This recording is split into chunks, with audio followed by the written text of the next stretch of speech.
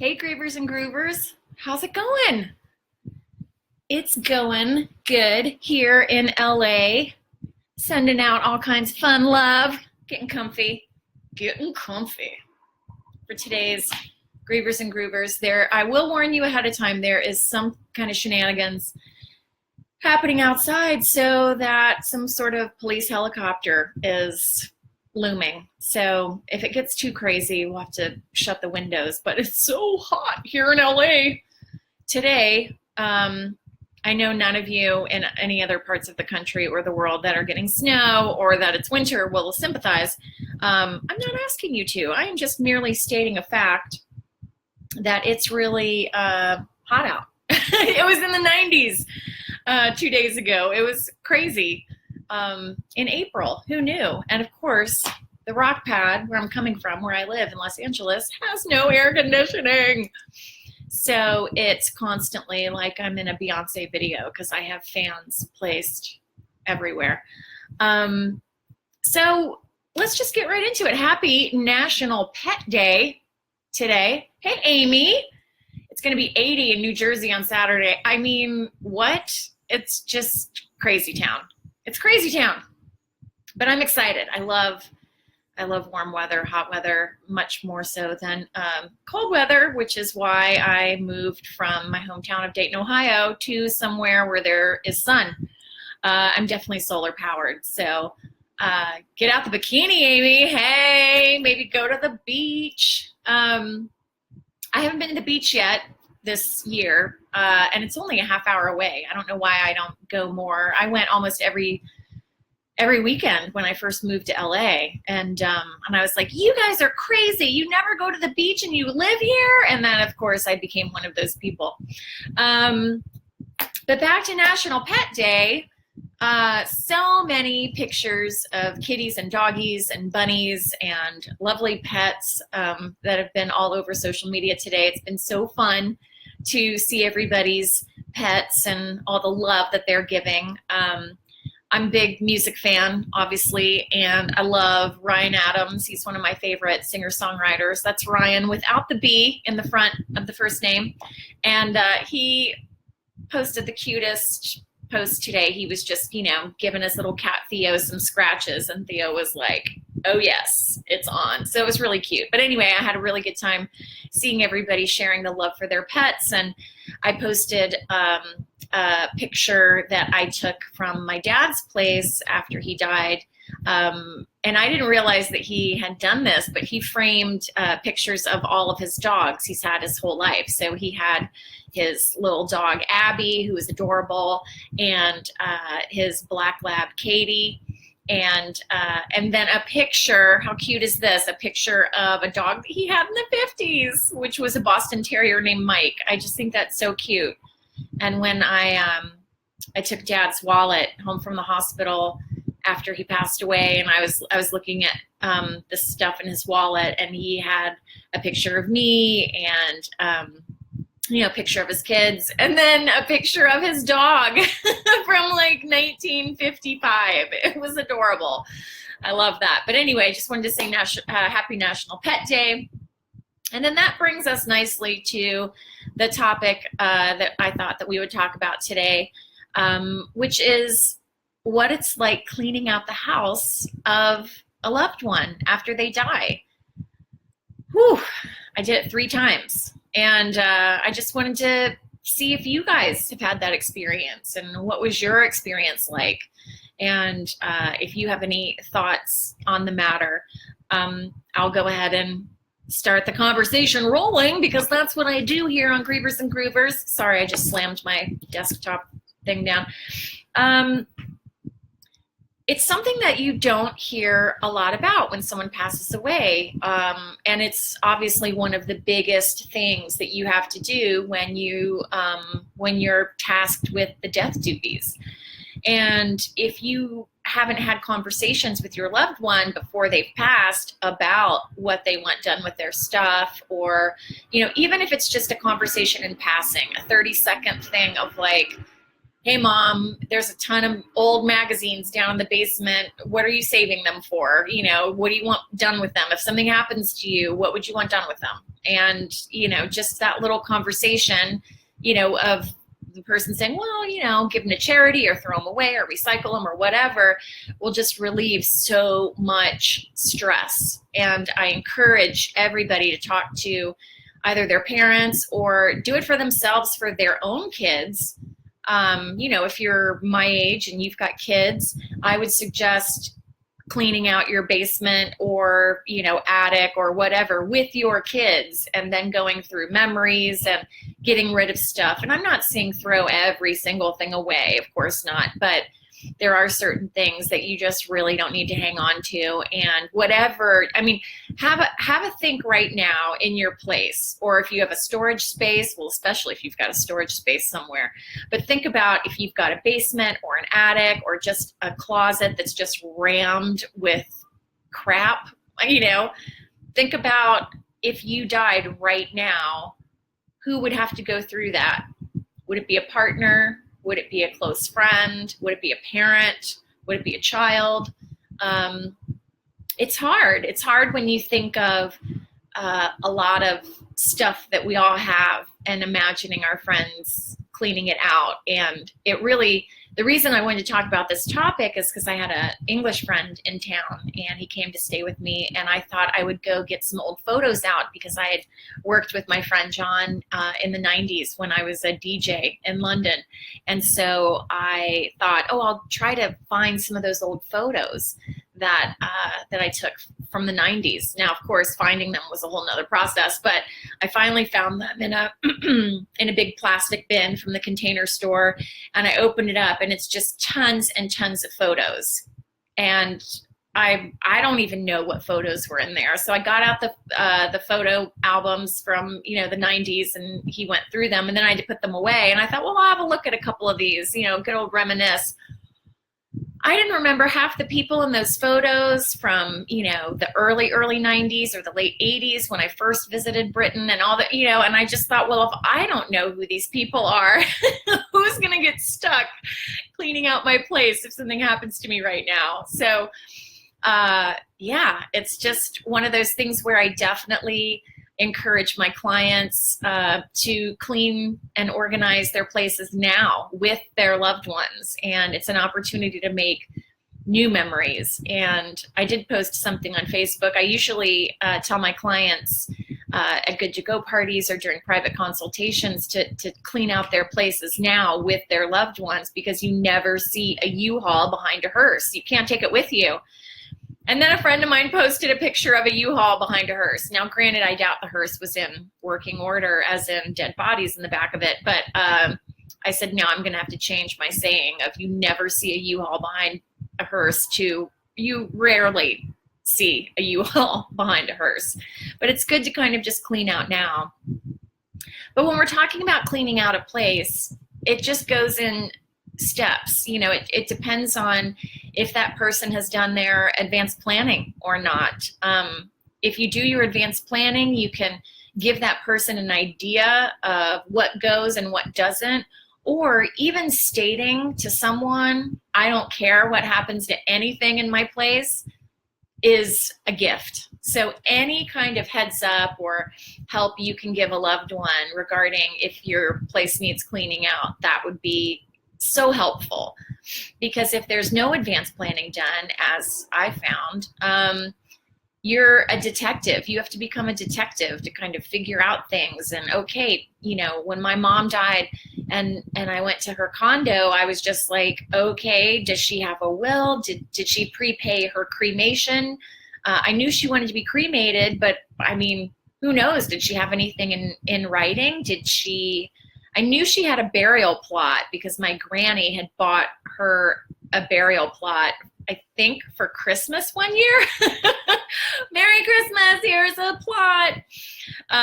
It was a little odd, but I remember joking about it with my mom. But then I thought, well, does she want her ashes buried in this plot, or does she, you know? Luckily, we had a few hypothetical, sort of abstract conversations about it when, death seemed a long way down the line. So I kind of had an idea of what she wanted. But again, when you're cleaning out the house, who knows? There's sometimes you might be working under a timeline. You might be, you might literally just have to go in and just get to it. And when you're grieving, it's so hard because you have no energy anyway, but then to also have to try to focus and try to be organized. I mean, luckily I'm kind of an organized person and I'm a freelance producer, so those skills just kind of kicked in and I was just like, okay, let's make a pile that goes to charity. Let's go, you've got to go through all the paperwork, and not just the important papers. You've got to go through boxes of papers just to make sure that there's no social security number or any kind of sensitive information or banking information listed anywhere. So there was a lot of shredding. There was a lot of, when I had to clean out my granny's house, it was slightly different because my granny was still alive. She was in a nursing home and we had to sell her home in order to fund her care, in order to continue funding her care. So she was alive, but she wasn't living. She was living in the home anymore. She was living in an assisted living facility. So that was really difficult, having to go through my granny's place because she was the youngest of 11 kids and kept all of the stuff from her older brothers and sisters who passed away. So it wasn't just granny stuff. It was aunts and uncles who have long been gone, 20, 30, sometimes 40 years, so that was a tough thing. And you had to go through, and I just had to make sure that there were no social security numbers or no sensitive information. Also, just wanted to let you guys know that in some cases you can actually plan to have an estate sale, and someone can come in from that company who holds estate sales and they can help you. They can, I still felt that I needed to go through things by myself with my granny's place, as far as like just making sure there's no sensitive information and, those kind of things. But then once I went through stuff, then the estate agent or the estate sale agent came in and would tell me, okay, we're going to price these, we're going to put this here, and, that kind of thing. So there is help available, and I'm sure that there's personal organizers who can help you, but I don't know.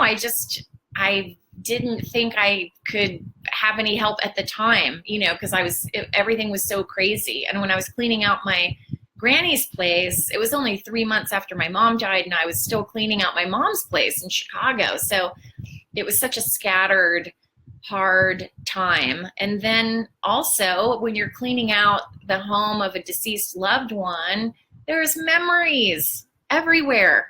And that's an intense thing. So you're grieving and you're getting rid of things, even though the person that you loved the most has gone, death has gotten rid of them, so it's such a difficult thing. And so I just want to send some love out to anybody who's facing, cleaning out the place from a loved one after they've died.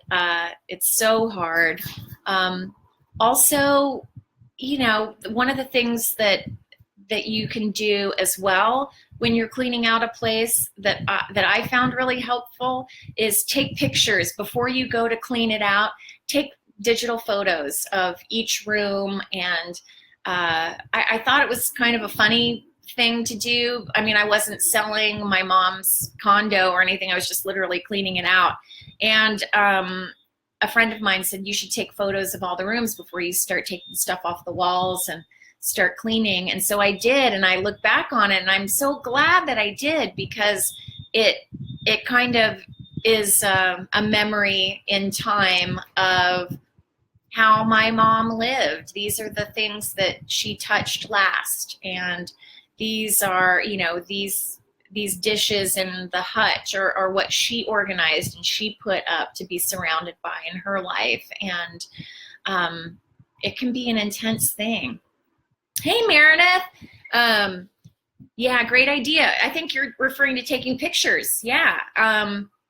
And I look back on it and I'm so glad that I took pictures, because I thought, oh, that's, mom's room, and that's mom's kitchen, and those are her things. And I just thought of something really funny. I'll tell you really quickly. So my friend John is English, and he came to stay with me for a day, and because he was in town on business. And I cooked him dinner, and as I was doing dishes and he was sitting at my dining room table, this ties in with my mom's kitchen, I have all of my mom's stuff from her kitchen.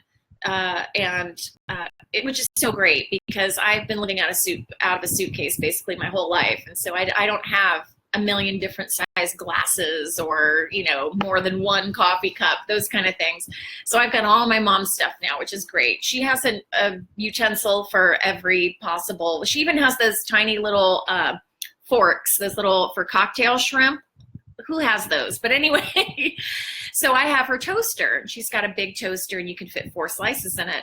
And then she's got a little cozy that goes over the toaster, because obviously you don't want dust in your toaster or whatever. And now that when I live in LA, when the weather gets warm, I have the kitchen windows open, and just from having the windows open, the pollution and everything on the table or utensils or whatever, it gets kind of mucky. So obviously I don't want that in my toaster when I'm toasting things.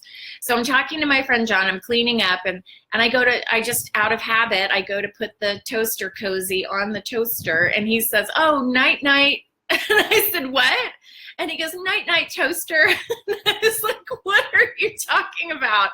He didn't know, because he's English, that American people put cozies over their toasters. And then I was talking to an American friend of mine, and she said that's kind of an old-fashioned thing. Like, her parents or her in-laws do that. So do any of you have a toaster cozy? I don't know. I didn't think it was anything out of the ordinary. It was just like, okay, the toaster came with the cozy. That's how it lives. I have a coat for my toaster, and I put it on after I use it once it cools down. But it just cracked me up that my friend John thought that I was putting the toaster to bed for the night. Meredith says, "My mom has so much stuff." Hey, Amy. Yeah, I mean, don't all moms have so much stuff? My mom has a knife for cheese, butter, sauces. She's got little bowls for little sauce things, and different size plates, and it's crazy. But I'm lucky, because I've got a big kitchen. I live in an old 20s apartment building, and so the kitchen cabinets are huge, so I can fit all of her stuff in. But I still have her old skillet from the 50s, electric skillet, that she's had ever since I can remember. She always made fried chicken in it. And then I even have her electric carving knife, which literally is sometime from like the early 60s. I mean, I've never used it, but I didn't have the heart to throw it away, But I did tell my friend, who I put into my good to go paperwork, to kind of be my death care agent, to kind of help clean out my place and to kind of get everything organized if something happens to me. I just said, you can do whatever you want with all that vintage stuff. I don't even know if that carving knife works, but it had a sentimental attachment to me, because it's avocado, and it was in my mom's kitchen stuff. So, do whatever you want with it. But hi, Danielle. You've never seen one? You've never seen a toaster cozy? I didn't know that I was going to tell the story. I would have brought it over here, but it just cracked me up. So, and I told my friend John, I said, literally, whenever I make a piece of toast, and then when I put the toaster cozy off or on, I will always laugh and always think of you. So what a gift. What a gift. It cracks me up thinking about it. What other things are we talking about when you're cleaning out the house of a loved one after they're deceased? My big thing was, it really helped if I could have a good friend just to be there, not necessarily to help, because I've heard horror stories from clients where they've had friends that went to help and that just literally went and cleaned through stuff and said, okay, right, I threw everything out of the closet in the guest bedroom. And you're just like, wait, I didn't go through it yet. What was, was there anything in there or that I might have wanted, or, so it's really important to go at your own pace if possible. I know that that's kind of a luxury, especially if in some cases you need to get out of a place or need to clean it out as soon as possible. But Danielle's like, nope, never. Never seen a toaster cozy. You know what I'll do is I'll take a little picture of it and I'll post it. I'll post it on Instagram. What was I saying? Sorry, I'm still on the toaster cozy. Oh yeah, cleaning out a loved one's house. So it's good to just have someone there to bounce ideas off of. For me, it was good. I mean, I'm an extrovert, as many of you know, because we're chatting. But I just want to talk it out. And if I'm going, when I was going through my dad's place or my mom's place, even though I do it all by myself, every once in a while I would get one of mom's friends to come over and just keep me company, or to, just reminisce with me, like, oh my gosh, do you remember when mom went to Hawaii, and, things like that. So I really believe, they have the 5 stages of grief. I think that there are, physical stages that you actually go through that you experience. You actually have to, okay, here's one of the death duties, cleaning out a space of a deceased loved one, and what all that entails, especially when you're grieving. It's just nice to have a support system, but then if you're the friend helping someone, just make sure that you don't go in and just start throwing things away. And it's almost like that show Hoarders, when they would bring in the experts to come in and say, why don't we just try getting rid of this one magazine, and they're like, no. So, really respect the person who's grieving and respect their timetable, respect their wishes as far as, maybe they're not ready today, but then they'll be ready tomorrow. Or, I can remember after cleaning out my dad's place, I grabbed a bunch of stuff to put on memory tables for his life celebration. And even after the life celebration was over, I wasn't ready to put the stuff away. So I just kept it out for a couple more nights. I just wanted to kind of sit with it a couple days and, kind of take it all in, instead of just immediately pack it up or ship it or whatever. But, yeah, it's just something that you don't expect when someone dies, is for you to have to go and clean out their place. And then, have to figure out, okay, I don't have a shredder. How do I shred this stuff? There's industrial shredding companies that they'll come in and they'll pick up your stuff and take it. They'll either take it somewhere to be shredded, or they can shred it at your place. You can have an estate sale, and you can have someone from an estate sale come and help you. But again, you've got to find the right one. If I would have picked, I didn't have an estate sale for my mom because nothing she had was really worth, the hassle of basically having a sale. She had a lot of furniture that I didn't want. And so I thought maybe an estate sale would be a good thing, but it turns out it wasn't really viable. So, but with my grannies, we did have an estate sale. With my dad's place, he didn't have enough stuff to sell to make any money. So again, it's just one of those things that you don't expect to have to deal with when someone dies, because you're grieving the loss of them and you miss them so much, that you're not thinking of the logistics that has to be taken care of. And it's hard. And not to mention the fact of, through the process, you're going through all of these old memories and you're still kind of wrestling with how you're going to, live without that person.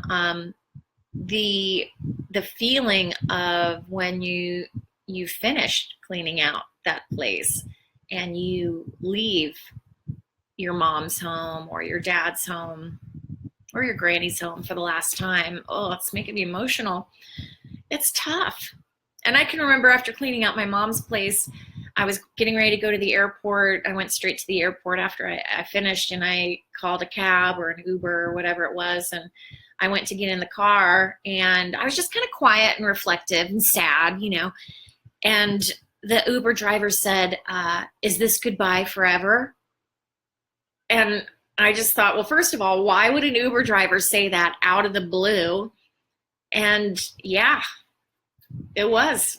And I said to him, I said, yeah, as I start sobbing in the back seat on the way to the airport. But, it's moments like that I really feel the universe brings, someone into your life to, just crystallize something that you're feeling as a sign of your spiritual support team being with you. The fact that I had some random cab driver, I just had a suitcase and I was coming out. I could have been a business person going on a business trip and, whatever. But for some reason, he said, is this goodbye forever? I was just like, yeah, it is. And I never have been back there. I don't have a reason to. It'd be too painful to go back to where my mom lived or where my dad lived, because I don't know, as grief sort of settles in, I still kind of view them living there, even though they're not in those homes anymore. And obviously they're not even in the physical realm anymore, but I kind of still imagine them living in those spaces. Meredith says it does help to reminisce over your loved ones' things. Yeah, especially right now. I'm dealing with the loss of my mom. Yeah, I'm sure you're in it.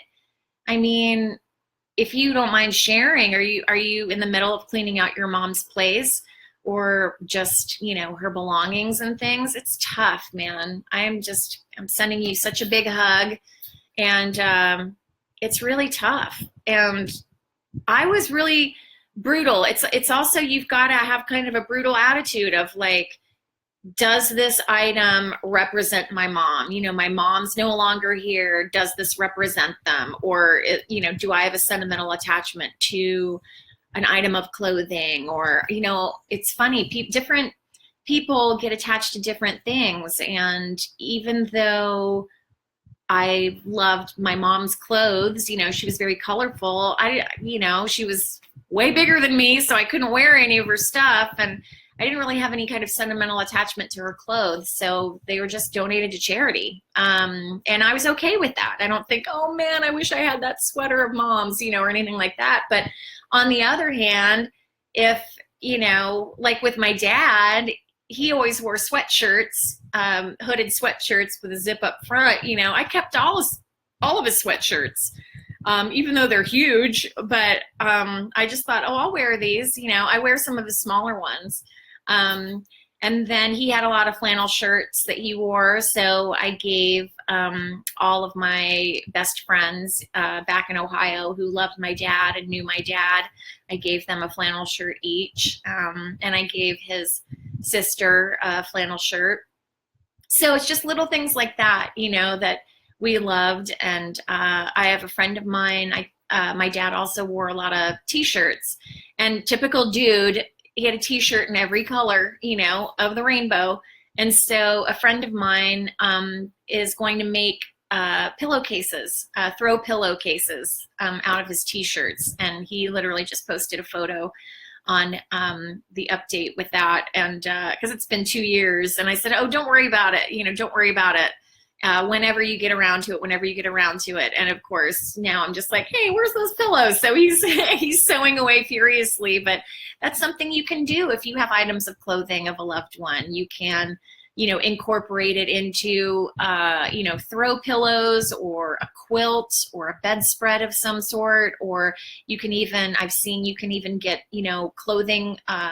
You can take clothing from a loved one and you can make a stuffed animal. You can make a little bear or something like that out of the material. Hi, Kim. Kim says, I have my dad's flannel PJs. I love them. Oh, that's the best. The only thing I'm bummed about is that it doesn't smell like my dad anymore.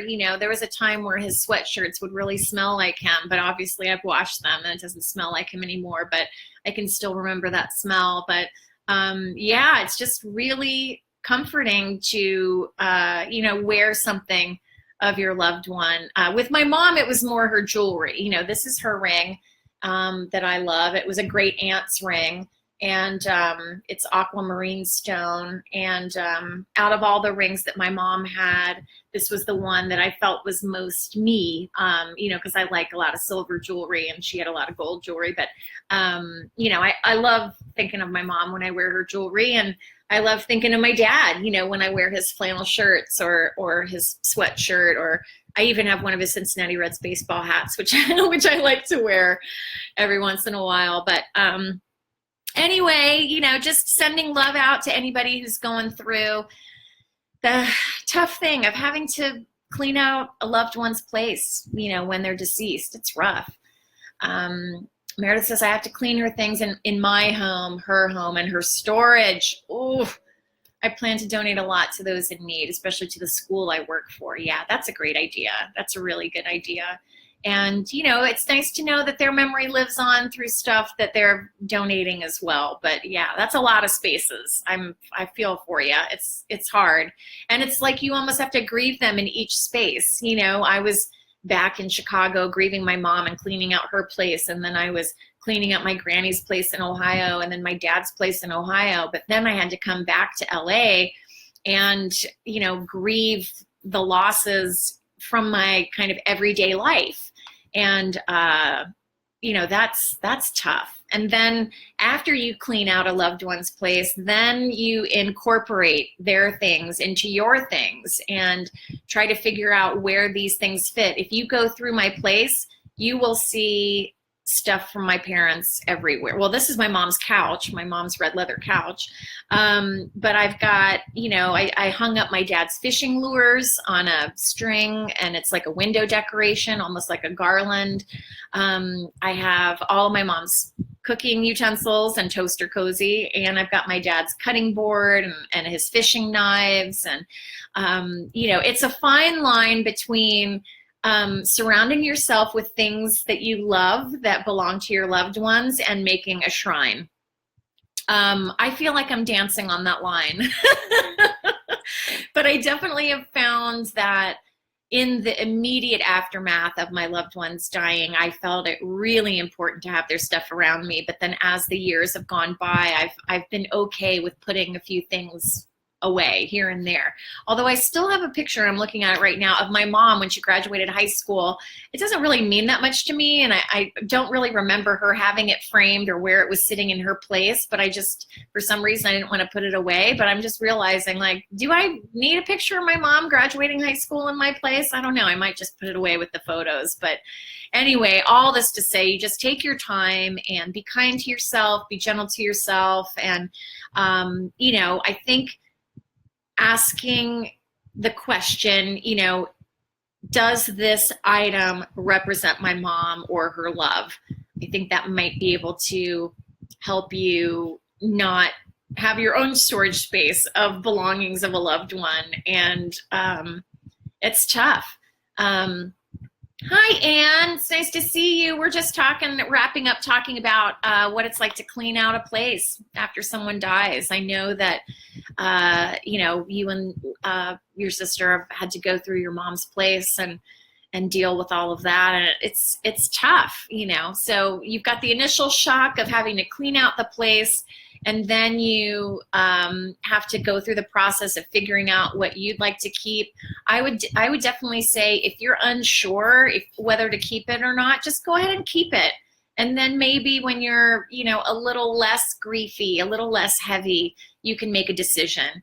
I wouldn't recommend holding off on going through everything, because especially when you're grieving, your initial reaction is, I don't want to have to do another thing. I don't want to have to be responsible for another thing. And it just feels like this overwhelming thing that you have to do.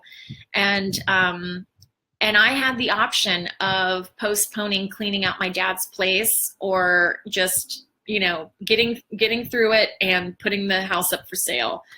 And it was such a sudden thing when my dad passed away. It was so unexpected that, obviously I wasn't planning on selling his house or cleaning it out. And, but then I just thought, you know what? I was kind of under the gun when I had to clean out my mom's place and my granny's place. And I do feel it's a necessary and that it can be a healing part of the grieving process. So I just thought if I could put everything in my dad's place in boxes and then just store it at a friend's place and then go through it in a couple weeks, or I could just bite the bullet and go through it now, and I just thought, let's just get it over with, but it was so hard. I mean, I didn't even want to get out of bed, let alone drive across town to go to dad's place and clean it out, and feel more sad, but just feel all the feelings. It's just such a tough one. Oh yeah, Ann says you're still working on it. I mean, it's a process. It's so hard, but I do believe it's part of the healing process. It is part of the healing. And I don't look around and see the thing, I've got my dad's stereo and, pictures of him. And today I posted on Instagram the framed photos of his dogs that he had for National Pet Day. I mean, he didn't have them for National Pet Day. I posted it for National Pet Day, but, it doesn't sting anymore when I look at them. And sometimes even artwork that our relatives had, my mom had a big poster of Chicago hanging up in her bedroom. And I know that that's the first thing she saw when she woke up and the last thing she saw when she went to bed. So I have it hanging up in my place, and it makes me happy knowing that that was something that she loved, and that I can have it in my place. So it's definitely, you integrate, the items of your loved one in with your place, and then it's just going to be yours, and it's just part of you. So it's like a beautiful thing. Anyway, so really quickly, because I'm going to wrap up here. Oh my gosh, it's 36 minutes already. Okay, I really want to wrap up. We were going to talk about, I wanted to talk about this ambient musician. Her name's Yoko Sen.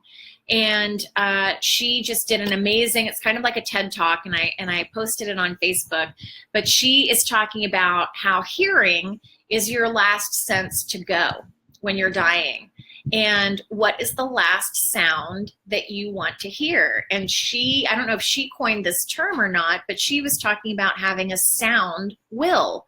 So just as you would have a will saying, this is what I want done when I die, and these belongings go here and there, she's saying that you can actually create a sound will of what sounds do you want to hear when you're dying. And she made the example of, and ambient music, if some of you don't know, it's kind of new agey music or spa music. It's very soothing, and, ambient music is used for spas or meditation. And I love a musician named Brian Eno, and he has got an album called Music for Airports. And it's just a soothing, tonal sort of album that is really great to have on in the background if you're trying to write, or you're focusing, or you're cleaning out someplace. It's just nice to have on in the background. It's just soothing, but it doesn't take up too much kind of brain space to think about, like with lyrics or complicated instrumentation like jazz or something. And so Yoko Sen, this musician, she had a serious illness, and she was in the hospital, and she noticed, because musicians are so tuned into that sound and the power of sound in their lives, and she thought, if I died, it's just whistles and bells and beeps and heart monitors. And to have a heart monitor beeping when you're laying there and you're thinking, what's going to happen when it stops beeping, or things like that, it is kind of an aggressive, negative sound, just the hospital sounds. And I wish I would have, as such a music lover, I'm such a big rock and roll music lover, didn't even occur to me while my dad was, dying in the ICU to have soothing sounds. And it occurred to me in the sense that I know that he was a big baseball fan, big Cincinnati Reds fan. So I asked him if he wanted me to put the ball game on, just to have that instead of the beeps and the twirls and all the, electrical equipment that's really scary and intimidating. And, he was intubated, so you hear the breathing, and, that's kind of stressful. But he said he didn't want a baseball game on. So I knew he wouldn't want music on. When he had heart surgery, he told me, and he said, I was so bored. I was laying there for 2 weeks recovering. And I said, you have a TV, you have cable. Why, you watch cable TV all the time when you're at home. Why did you watch it in the hospital? And he said, oh, I don't like to listen to music or watch TV in the hospital. So that just stuck with me. So I thought, well, don't put the baseball game on if he doesn't want the baseball game. And then I went to visit him. I think it was the third day he was in the hospital, and somebody put on the TV. I was so pissed because talk about obnoxious. I mean, I think it was like The Price is Right or some kind of really obnoxious game show that was on. And I went in there and I said, who put the TV on? And they were like, oh, we don't know. Somebody did because they thought that your dad might want. And I'm like, no. And I specifically requested, don't put the TV on. But anyway, welcome to when your loved one is in the hospital, to no one listening to what you want done. But I wish I would have, one of my dad's favorite things in life was to go fishing. And I'm sure that I could have Googled, sounds of fishing or, fishing on a lake. And I was just thinking about how soothing it would have been to him, especially when he was in a medically induced coma, to be able to listen or to play something of an oar gently going through the water, or the sound of a fishing cast, and then the reeling in, or the sound of the waves gently lapping against the boat or the canoe. And then just the sounds of the lake itself and the birds or whatever animals might be in the background, and just the soothing sound of water. And I got a little tearful when I was watching the talk that she gave, because I thought, wow, that would have been such a beautiful thing to be able to play for him, and give him sort of a relaxing space in his mind to handle the upcoming transition. It's shocking to me that hospitals and assisted living facilities don't have transition spaces. When you absolutely know someone's going to die, they are hooked up. They're in this sterile environment, white walls, fluorescent lighting. 80% of Americans, don't want to die in a hospital. And yet I think it's 87% actually do, something like that. It's just, I can't imagine that they don't have a beautiful space where they can go to, whether it's a window and they can look outside, or, I've often said, with technology today, with electronic technology, you can't suddenly, have a phone be a projector of some sort and project an image of a beautiful sunset or a night sky with meteors or shooting stars, or clouds going by, or any kind of nature scene. You can't just like put that up on the wall or on the TV, or have a channel like a nature channel where it's just nature crap all day. I don't know. Oh, Melanie's saying hey to everybody. Hey, Melanie. We've got Anne, we've got Meredith, we've got Danielle, and we're wrapping up. We're just talking about, do you guys ever think about what sounds you'd like to hear if you were dying? Have a conversation with your loved ones about it. It's really kind of an interesting thing. I find the sound of a ball game on the radio really comforting. It reminds me of growing up when we'd, listen to the Reds game outside, and our neighbors would come over and we'd make homemade ice cream, vanilla ice cream, and just the sound of the rock salt grinding, and then, the baseball game, just the ambient sound of the ballpark, things like that. So nice. But I don't know. I definitely have a musical playlist that I'd like played, and just went into the sunbeam. Man, it's blinding. But yeah, I've got music that I'd like to have played, but I never really thought of the actual sounds, So if you just spend some time today thinking about what sounds evoke memories. To me, whenever I hear a lawnmower, that instantly reminds me of growing up in Ohio, and I love the smell of freshly mown grass from a distance, not close up, because I think my allergies would go crazy. But it's just one of those things where it's good to think about. I definitely talk to my clients about, obviously the potential of, if you're in a coma and you're unable to speak for yourself, who would your healthcare proxy be, and how you can specify, if I'm in a coma, I want all of my senses to be stimulated, whether it's the sense of smell, have like a lovely smelly candle.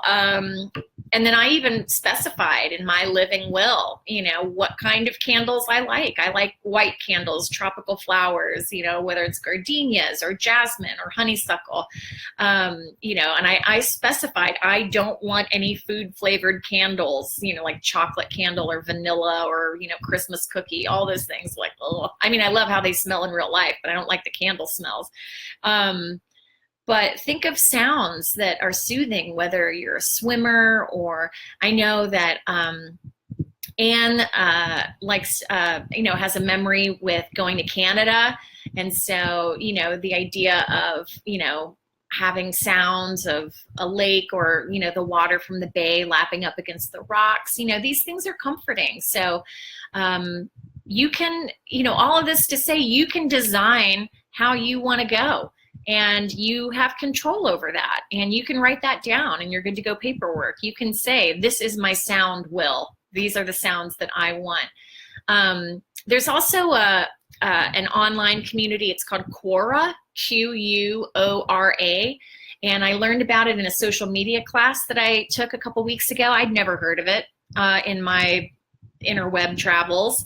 But, it's a site where anybody can ask a question like, hey, how long do you cook a chicken for, to, questions about grief and loss, which I've started answering. And someone said, how can I prepare myself for the impending death of my only child, who's going to die from cancer. And surprisingly, I thought of a lot of things that would help this, poor mom in her grief now while her child is still living. I said, make recordings of you saying that you love each other, and, take pictures of your hand holding their hand, and take pictures of you hugging them. I mean, I wasn't sure how old the child was. I didn't even know if they could communicate due to their age or their health issue. So, but, just having that physical reminder of the love that you had with each other, for each other, can be a beautiful thing. And it might seem weird to other people, but I wanted to take a picture of me holding my dad's hand while he was still alive. And I treasure that photo, even though it's attached with a sad memory of, oh, this was 2 days before he died, that kind of thing. But, let's see, a crackling fire. That's a fun sound Melanie likes. Yeah, I like that. She says, although maybe it'll make her think of hell. Yeah.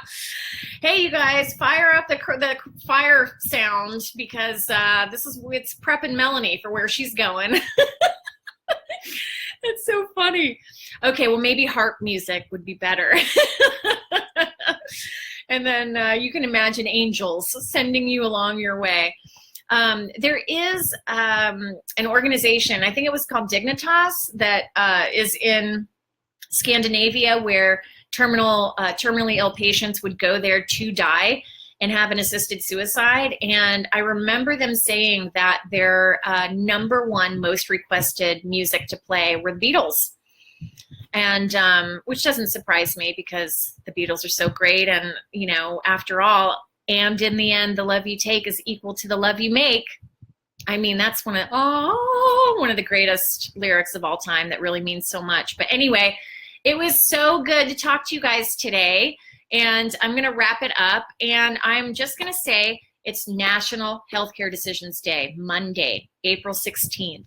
I'm going to be posting so much stuff with National Healthcare Decisions Day. And if you guys are on different social media, whether it's Twitter or Instagram or Facebook or whatever, please, I have the hugest favor to ask you if you guys could share the national healthcare decisions stuff on Monday, April 16th, that I'm posting. And then if you could add the hashtag NHDD for National Healthcare Decisions Day. I want to try to get hashtag NHDD to trend and to spread the word and to let people know it's so important to talk to your loved ones and get your advanced planning paperwork sorted, get your good to go paperwork sorted. You can get a living will and a will, and that's amazing, but the good to go stuff, it just covers all of the everyday stuff that you don't realize that you're going to need. So it's just really good to spread the word. And if you feel like you don't have time to devote to it, because it is a lot to do, you know, a lot of paperwork, at least have a conversation and just verbally tell your friends and family and your loved ones what you want and what you have in mind, just in case you don't have a chance to, you know, get the paperwork done. So just if you can have the conversation, that would be amazing. All right, you guys, it was so awesome to talk to you today. Follow me over on Instagram and Twitter. It's at Good to Go Peace. Sorry, I'm just like screwing up my whole, the sun coming in with the thing here. Anyway, good and evil. Good, evil. No, it was good to talk to you guys, and have a happy National Pet Day. Love on your pets for me. I don't have any pets because I don't want the responsibility, but I love the kitties and the doggies and the pets and the animal friends who bring us so much healing and love. Oh, Melanie said she showed your dad the good to go paperwork and where I'll have it. Yes, do it. That's awesome. That makes me so happy. Advanced planning, it's my passion in life because I know it's the one thing that will help make your grief less complicated. And it's going to give you the personal peace knowing that you're sorted and taken care of and that you're not leaving a mess for others. And then it's going to be a source of such great peace for your loved ones too. Anyway, I could talk about this for hours and bore your ear holes off, but I won't. I will let you guys go. So I will see you next week. It's tax time. Hope you got your taxes done. Hope it's not too traumatizing. I mean, upside, death is much more fun to talk about than politics or taxes right now. So think about it. Talk to your peeps and put your wishes down in writing. Okay, you guys, love you. Take care. Bye.